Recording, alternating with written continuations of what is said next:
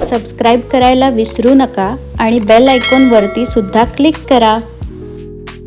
तुमचं सगळ्यांचं पुन्हा एकदा माझ्या चॅनलवरती स्वागत आहे।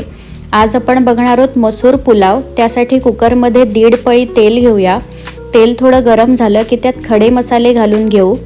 खडे मसाले घालून झाले की त्यात आपण बारीक चिरलेला कांदा घालूया।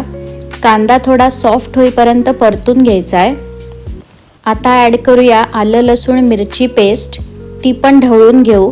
त्यानंतर 2 मिरच्या घालूया आणि त्याच सोबत चिरलेला टोमॅटो घालून तो परतून घेऊया। आता वरून हिंग, हळद, लाल तिखट, जिरा पावडर आणि मी इथे चिकन मसाला वापरला आहे।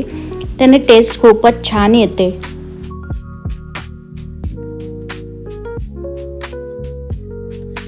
आता आपल्याला ह्यामध्ये 2 छोटे चमचे दही घालायचं आहे आणि ढवळून घ्यायचं आहे।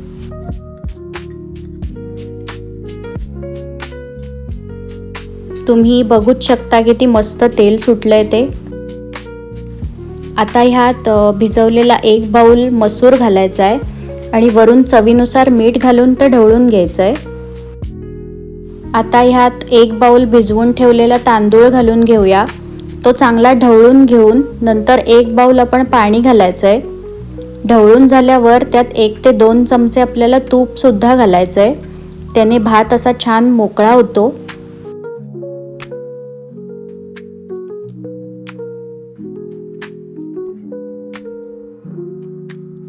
आता आपल्याला कुकरचं झाकण लावून त्याला 2 ते 3 शिट्ट्या द्यायच्या आहेत। कुकर थोडा नॉर्मल टेम्परेचरवर आला की झाकण काढून चेक करायचं। तुम्ही पाहूच शकता आपला पुलाव खूप मस्त दिसतोय।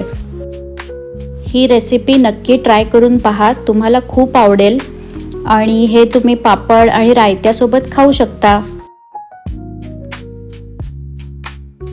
आजची रेसिपी तुम्हाला कशी वाटली हे मला कमेंट करून नक्की कळवा आणि लाईक, शेअर, सबस्क्राईब करायला विसरू नका। थँक्यू।